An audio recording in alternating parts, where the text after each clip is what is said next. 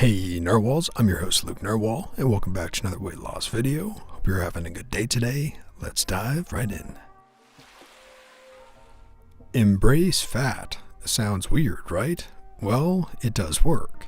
So I've been experimenting different kinds of eating habits on myself after reading books and articles and everything I could find in order to lose weight. And I noticed one crucial thing. If you go back around 50-60 years, you start to see the moments when all the rage was about fat-free products, still going on today, how everything was too fat and how we're supposed to eat less fat. I also noticed that in the last 50 or so years, people have started smoking less, moving, gym more, and still diabetes and obesity keep going up, despite healthier habits. So I thought, what changed? Why in the 50s was the population not as fat as now, despite apparently eating fat stuff? I'm talking about pig fat to cook sausages kind of fat, or bacon and eggs and whatnot.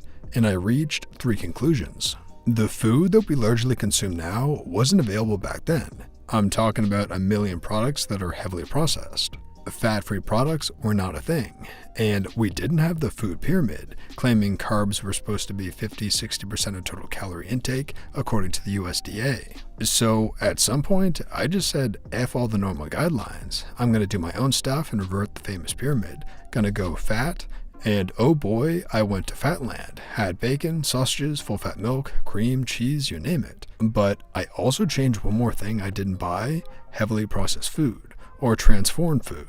Well, despite meat like sausage and bacon and this kind of stuff, I cook everything myself.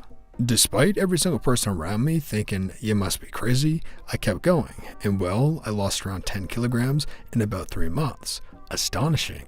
I cut on drinks after that, no more fruit juices, no more soda. I wasn't a heavy consumer anyway, and it was hard at first. I felt like I was having withdrawal syndrome, like an addict, and that was weird, like super weird to feel this way.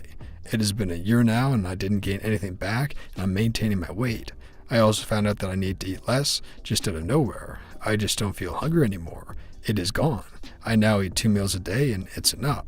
Oh, and best of all, I don't crave any kinds of food now, like I could crave cookies or drinks before. It's been amazing, and I don't really know if it can help someone else, but I just wanted to share what happened to me.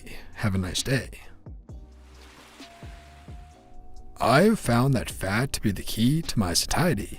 I can eat a little cheese, a few nuts, some avocado, an egg, and get a lot more lasting fullness as long as I eat a decent amount of fat. The trick for me is to limit portions. Sure, I'll eat bacon, but only a rasher or two. Once my fat needs are satisfied, then more protein or volume can also help to keep me fuller longer. Looking back over the past week, I've been averaging about 35% fat with 25% protein and 40% carbs for the past week. That's a bit higher than my targets, 30-20-50, and no wonder I currently feel stuffed. And different people will take different paths to improve the ratio of calories in, calories out. For some, being satiated with a little more fat will keep them from snacking so much on things like chips and candy. For me, finding simple ways to reduce fat has been the easiest way to lower my total caloric intake. By cutting back a little bit on butter, oil, mayo, cheese, full-fat dairy, greasy meats in my regular diet, I cut out hundreds of calories a day to good success, down 50 pounds. I'm happy that your system works for you, but it's important to know a singed gram of fat has more than double the calories of a gram of protein or carbs. And just cutting out processed foods has helped me greatly. Processed foods are literally designed in laboratories to be addictive. They're also designed to be incredibly easy to eat and digest. Nothing is hard, nothing is texturally varied, and nothing is a strong flavor that isn't garlic, meat, cheese, or sugar. I didn't realize until I started eating less processed foods like whole grains, sourdough bread, and leafy greens just how infantile modern foods are. We're basically eating baby food. Even the whole grain bread at most grocery stores is just this soft, spongy, gummy stuff that is easy to chew and easy to digest, and convert immediately into blood sugar spikes that throw your body out of whack. There's a bit of a story behind this. Way back, some research came out proving that hard fats increase your cholesterol. So the scientific community advised that one should replace hard fats with soft fats. Plant oil mainly, although later research has shown that fish oil is also good. For some reason, popular media and various administrations turn this into all fat's bad, which, okay. However, to make a low-fat food palatable, you need to add something, typically sugar, and here we are. That's part of why the food pyramid was eliminated and replaced with the new myplate.gov about 10 years ago, because the whole idea of the food pyramid didn't really make sense for everyone. When it comes to nutrition, I just follow macros. There's thousands of websites out there with calculators to help you figure out what's best for the goals you want. That and a food scale, which, while intimidating, isn't really that hard, helped me a lot. When I give up on my macros and eat whatever I please, I usually gain about 10 pounds, but I'm able to get it quickly off when I go back. It looks like you accidentally found keto. The Obesity Code is a book that touches on a lot of your points, specifically the food pyramid. I am now truly a believer that highly processed, fat-free foods loaded with carbs is the driving force behind the obesity epidemic. Fat is healthy in the absence of excess carbs. Carbs can be healthy in the absence of excess fat. The problem with carbs from highly processed foods is that they mess with your hormones, gradually increasing insulin resistance, which results in a higher rate of fat storage and an increased and sometimes insatiable feeling of hunger.